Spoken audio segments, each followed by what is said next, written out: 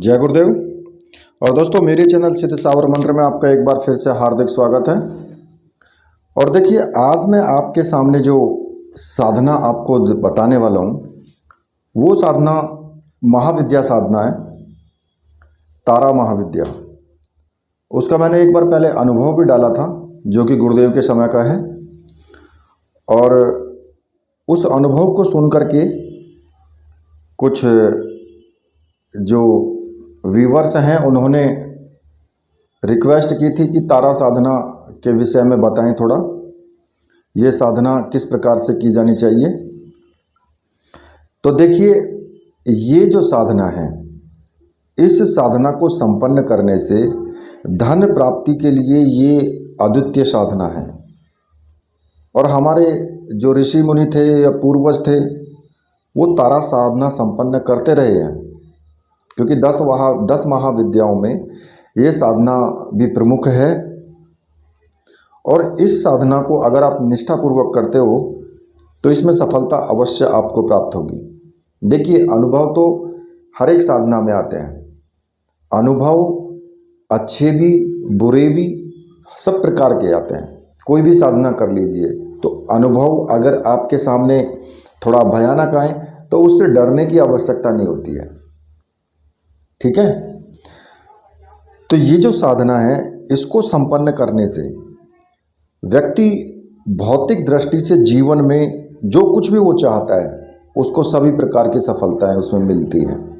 और ये जो मैं साधना आपको बताऊंगा, ये साधना जो तिब्बती लामा पद्धति है, यानी तिब्बती लामा जो मंत्र है उसके द्वारा मैं आपको ये बताऊंगा। ये वैदिक मंत्र नहीं है, ये तिब्बती लामाओं का मंत्र है और उन्हीं के द्वारा ये दी गई साधना है, जो कि मेरे गुरुदेव की दी गई साधना है। तो इसके लिए आप रविवार का दिन निश्चित करें। ये रविवार की रात्रि को साधना आप करें, किसी भी रविवार की। अब साधना जो आपको करनी है वो 9 बजे ही शुरू करनी है, क्योंकि जो रात्रि काल जो बोला गया है वो 9 बजे से और 3 बजे के बीच को रात्रि काल बोला गया है। वैसे ये साधना आप 10 अप्रैल को भी कर सकते हैं, क्योंकि 10 अप्रैल को रविवार भी है और जो तारा जयंती है उस दिन वो भी है। तो इसलिए 10 अप्रैल को आप इसे कर सकते हैं। और रवि पुष्य योग भी है, जो कि एक श्रेष्ठ मुहूर्त है। इस दिन से आप ये साधना शुरू कर सकते हो। और ये साधना है संपन्न करनी ही चाहिए, क्योंकि विशेष मुहूर्त में शीघ्र सफलता मिलने के आसार होते हैं, अवसर भी होते हैं। तो ये जो साधना है, इस साधना को किस प्रकार से किया जाना चाहिए, क्या क्या सावधानियां रखनी चाहिए, इसकी क्या नियम है, क्या इसकी विधि है, वो मैं आपको पूर्ण रूप से बता देता हूं। तो देखिए, इस साधना के लिए मुख्य रूप से आपको 3 सामग्रियों की आवश्यकता होती है। तारा यंत्र, जो कि मंत्र सिद्ध और प्राण प्रतिष्ठा युक्त हो।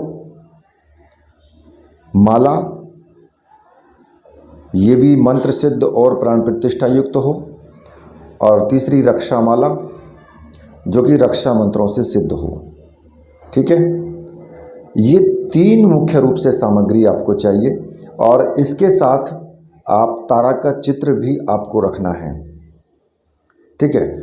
अगर आपको ये प्राण प्रतिष्ठित सामग्री आपको कहीं से मिल जाती है तो आप वहाँ से ले सकते हैं। अगर आपको ये प्राण प्रतिष्ठित सामग्री नहीं मिलती है तो आप मुझे व्हाट्सअप कर सकते हैं। मैंने व्हाट्सअप नंबर दिया हुआ है वीडियो में, वहाँ से आप मुझे व्हाट्सअप करके आप ये सामग्री प्राप्त कर सकते हैं, ठीक है। तो अब आपको क्या करना है कि ये जो साधना है, आप इसको 9 बजे प्रारंभ करेंगे और 9 बजे आपको स्नान आदि से निवृत्त हो करके और अपने पूजा कक्ष में बैठ जाना है। और पूजा कक्ष आपका एकांत होना चाहिए, इसमें जो कि गुलाबी कलर का, अगर उसमें आप बल्ब वगैरह या फिर उसकी दीवारों को आप गुलाबी रंग से करा देते हो तो बहुत अच्छी बात है। चौकी जो आपकी रहेगी वो भी गुलाबी रंग की, या लाल रंग की भी आप रख सकते हैं। अगर लाल रंग है तो भी चलेगा, गुलाबी है तो भी चलेगा। चौकी पर जो कपड़ा होगा वो भी आप लाल रंग का रख सकते हैं, या गुलाबी रंग का हो तो वो भी रख सकते हैं। जो आपका आसन रहेगा वो भी आप गुलाबी रंग का या लाल रंग का आप ले सकते हैं। और जो आपके कपड़े रहेंगे वो भी लाल रंग के ही आप कपड़े पहने या फिर गुलाबी रंग के कपड़े पहने। ठीक है, तो ठीक 9 बजे स्नान आदि करके और अपने पूजा गृह में चले जाएं, जहाँ पर भी आपको पूजा करनी है, और वहाँ पर चौकी सामने लगा लें और आपको उत्तर दिशा की तरफ मुख करके बैठ जाना है। आपका मुख उत्तर दिशा की तरफ होना चाहिए और सामने जो आपने चौकी लगाई है, कुछ आधा किलो के करीब लाल रंग से रंगे हुए चावल ले लेना, उनको चावल ले करके और उनको लाल रंग में रंग लेना और उसकी एक ढेरी बना लें। ठीक है, और उस पर जो है आप एक दीपक जो कि देसी घी का हो, उस दीपक को रखेंगे और उसमें जो बत्ती होगी वो भी अगर आप लाल रंग में रंग लेंगे तो अच्छी बात है, तो उसको भी आप बत्ती को रख करके और दीपक को आप जला लेंगे। और उसके पास में ही, या सामने रखो या साइड में रखो, किधर भी आप कर लो, 7 छोटी छोटी जो ढेरी हैं चावल की वो भी आपको बनानी है। 7 जो है छोटी छोटी ढेरी बना लें और वो भी लाल रंग की होनी चाहिए, जो चावल हैं वो लाल रंग के हों। और प्रत्येक ढेरी पर आपको 1 लौंग, 1 इलायची, 1 सुपारी और 1 कपूर की टिक्की, ये प्रत्येक ढेरी पर आपको रखनी है, ये 4 चीज़ें। और थोड़ा सा गंधक ले लें, जो गंधक ये सब बाज़ार में मिल जाता है, जो पूजा पाठ वाली दुकानें होती है ना उन पर मिल जाता है ये। थोड़ा सा गंधक ले लें वहाँ से और गंधक को पीस करके एक ढेरी बना लें, उसकी छोटी सी ढेरी बना लें और उस पर आपको तेल का दीपक जलाना है।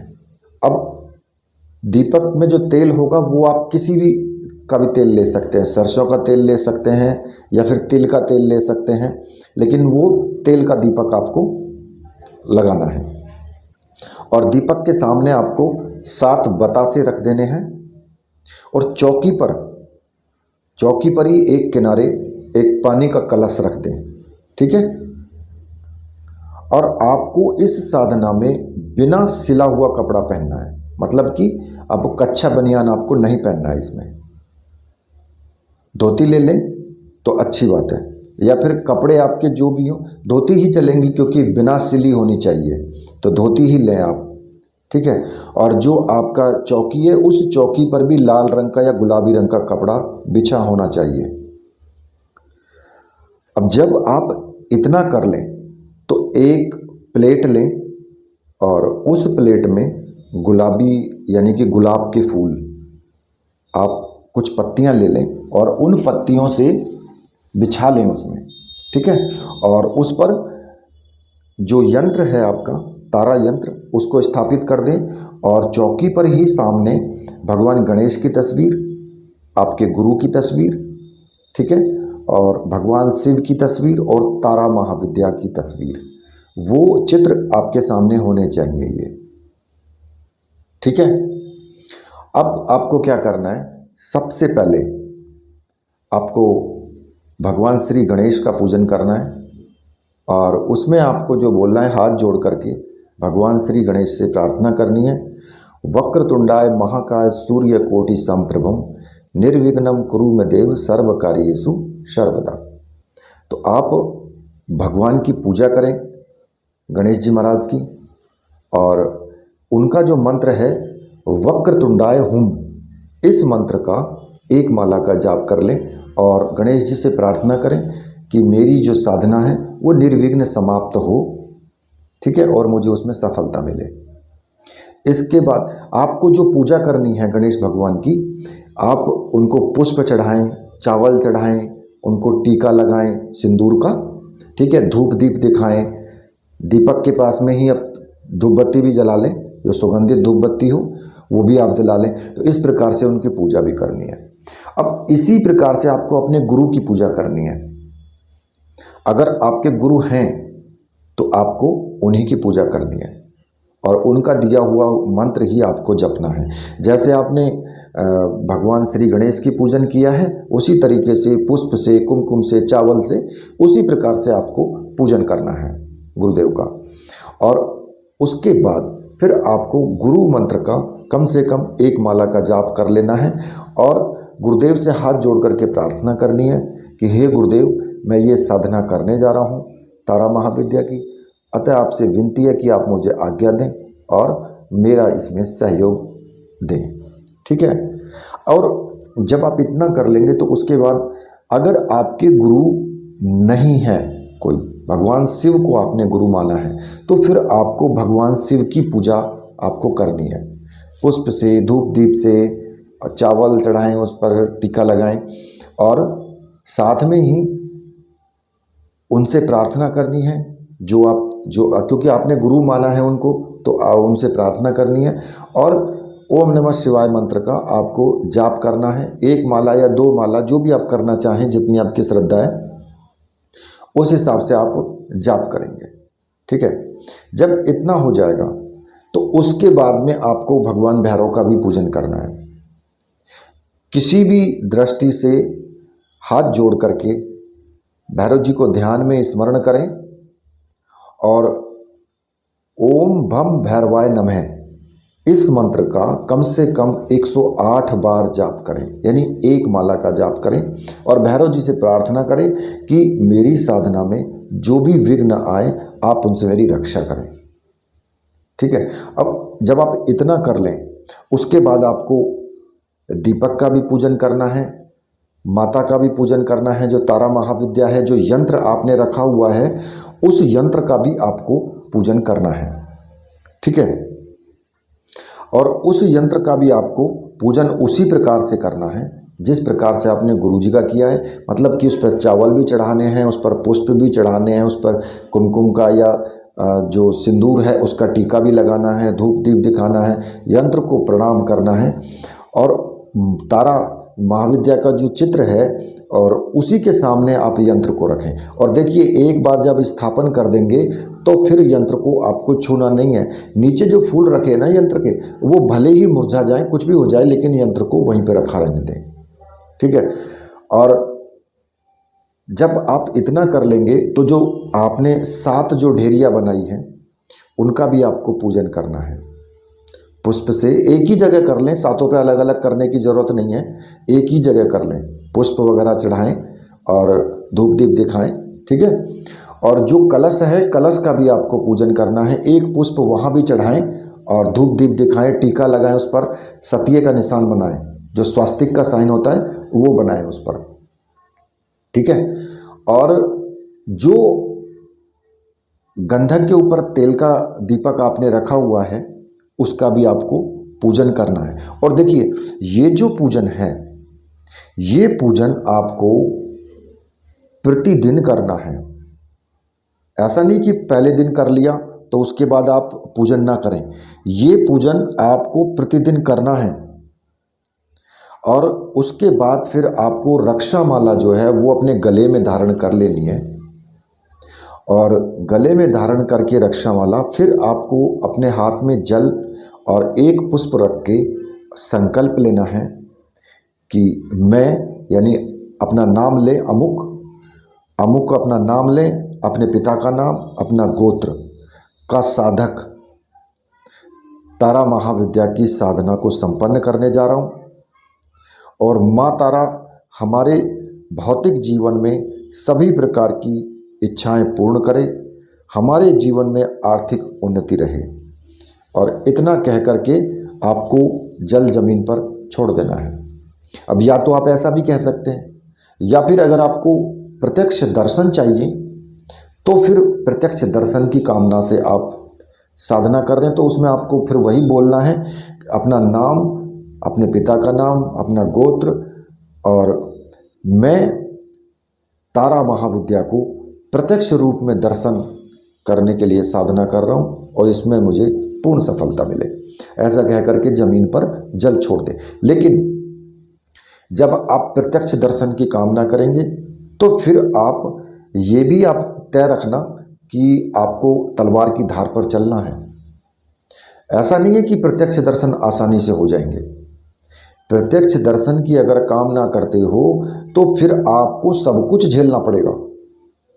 यहाँ तक कि आपके सामने भयानक विघ्न आएंगे, आपको ऐसा लगेगा कि आप मर जाएंगे, कहीं सर्प निकल आएगा, कहीं कुछ होगा।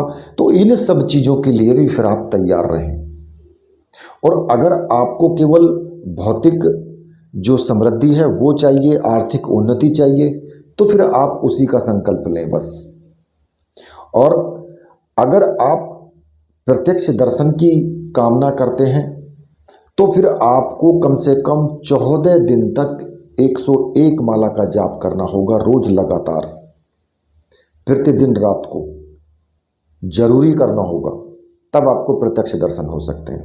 और अगर आपको अपनी आर्थिक स्थिति और दूसरी और ज़रूरत की जो समस्याएं हैं उनका समाधान के लिए और हर टाइम माता आपकी रक्षा करे, उसके लिए अगर आप साधना कर रहे हो तो उसमें आपको जो माला है तारा माला, उससे आपको जाप करना है। और ये 31 माला का जाप आपका होना चाहिए, कम से कम 31 माला का जाप। और 11 दिन तक आप इस जाप को करेंगे, 11 दिन तक आपको करना है 31 माला रोज, ठीक है। और उसके बाद फिर जो साधना है, साधना को पूर्णता दे, ठीक है। एक छोटा सा हवन भी कर सकते हैं। और देखिए, जब जो आपको मंत्र इसमें जपना है वो मंत्र मैं आपको बता देता हूँ, ठीक है।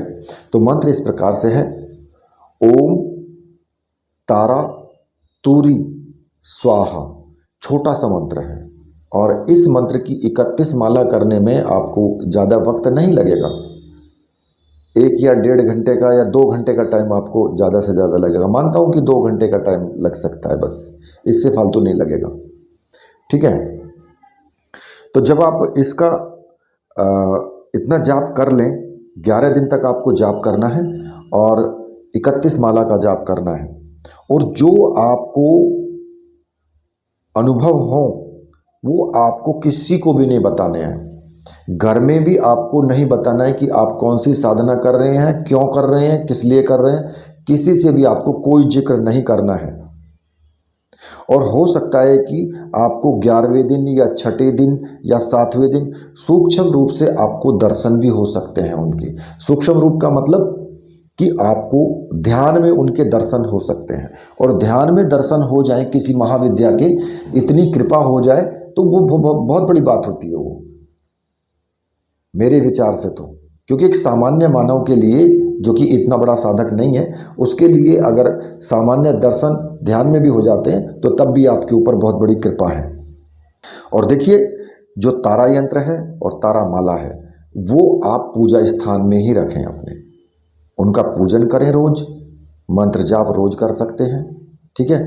किसी प्रकार का कोई प्रतिबंध नहीं है, चाहे आप 1 माला का जाप करें फिर रोज प्रतिदिन, या फिर 2 माला का या 10 माला का, जो भी आपकी इच्छा हो, बराबर आप माता की कृपा लेने के लिए आप ये साधना कर सकते। अब बात आती है कि भाई कि बहुत से लोग कहेंगे कि जो तारा जो महाविद्या है उसका जो साधक ने जो जाप किया था वो प्रेमी का रूप में उनका वर्णन किया था।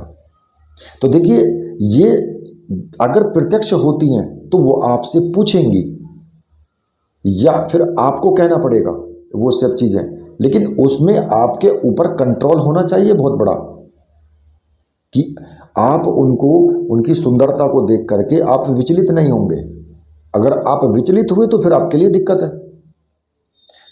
हालांकि आप वैसा कर सकते हैं, वो पूछेंगी भी कि आप मुझे किस रूप में सिद्ध करना चाहते हैं, ठीक है। तो आपको वहीं पर फिर आपको वही रूप ले लेना है जो भी आपकी समझ में आए, कि भाई आप माँ के रूप में चाहते तो माँ के रूप में, प्रेमी का रूप में चाहते हैं तो प्रेमी का रूप में। लेकिन उसमें साधना, जो आपकी साधना है उसमें वासना का कोई महत्व नहीं है। साधना में वासना तो बिल्कुल आप भूल जाइए, क्योंकि तारा भी योगिनी ही है और योगिनी की साधना प्रेमी का रूप में भी की जाती है। और माँ के रूप में भी की जाती है, बहन के रूप में भी की जाती है। तो वो आपके ऊपर निर्भर करता है कि आप किस रूप में साधना करनी चाहते हो इसकी। ठीक है। और जो आप साधना करते वक्त आप ये समझें कि आपको कहीं अगर जाना है बाहर, तो आप ये ध्यान रखें कि आप किसी प्रकार से भी विचलित ना हो। मतलब कि ब्रह्मचर्य व्रत का पालन करें, मन से भी, तन से भी और वचन से भी। किसी को बुरा ना कहें, किसी के साथ गलत ना करें, घमंड ना करें, क्रोध ना करें। और अगर प्रत्यक्ष साधना करनी है तो फिर कमरे के अंदर ही रहें, क्योंकि अगर बाहर निकलोगे तो फिर तरह तरह के विचित्र दृश्य आपको दिखाई देंगे ही देंगे और आप विचलित हो जाओगे, 100% होगे, और फिर उसका आपको भुगतान भरना पड़ेगा। अगर आप विचलित होगे या आप किसी नियम से अलग हटोगे तो फिर जब आप साधना करोगे ना, जब साधना करने रात्रि में बैठोगे तो फिर उसका वहाँ भुगतान भरना पड़ेगा आपको, वहाँ आपको बड़ी दिक्कतें आएंगी। तो इसलिए आप अगर प्रत्यक्ष रूप से चाहते हो तो फिर कमरे के अंदर ही रहना 14 दिन तक, अपने वहीं पे आराम से करो। और अगर आप चाहते हैं कि आपको कामना के लिए, अपनी पूर्ति के लिए करना है, तो फिर आप बाहर निकल के अपने कार्य भी कर सकते हो। अगर आप नौकरी करते हो तो वहाँ भी जा सकते हो, लेकिन आप थोड़ा सा फिर भी आपको कंट्रोल तो रखना ही होगा, क्योंकि जो साधना कर रहे हो भाई, नॉर्मल ज़िंदगी तो नहीं जी रहे हो ना, साधना में हो। और साधना में हो तो वो माइंड में रखें बराबर कि मैं साधना में हूँ, तो इसलिए मुझे अपने ऊपर कंट्रोल करके रखना है हर चीज़ से। तो देखिए, ये जो मैंने साधना बताई है ये तिब्बती लामा मंत्र है, ये उससे मैंने साधना बताई है आपको। ठीक है। और किसी भी विशेष मुहूर्त पे जीवन में जब भी कोई किसी प्रकार का अभाव आए तो ये साधना प्रत्येक साधक को विशेष मुहूर्त पे करनी भी चाहिए। और आप आगे इसको बराबर जारी भी रख सकते हैं, अपने पूजा घर में भी शुरू कर सकते हैं। भाई अपने पूजा घर में स्थापित कर दो यंत्रों और माला को, और जो रक्षा माला है वो आपको तब तक धारण करनी है जब तक आप मंत्र जाप करेंगे। मंत्र जाप के बाद में आप उतार के रख सकते हैं। ठीक है। और रात्रि को वहीं फिर सो जाना है आपको। तो इस प्रकार से आप ये साधना करें। और अब मैं यही बोलूँगा आपके लिए कि आप इसमें ज़रूर सफल हों, गुरु जी का आशीर्वाद रहे आपके ऊपर। इसी के साथ अब मैं वीडियो को यहीं पर समाप्त करता हूँ। तो मेरे साथ बोलिए, बोलिए वीर बजरंगबली हनुमान जी महाराज की जय। बोलिए मेरे परमहंस गुरुदेव की जय।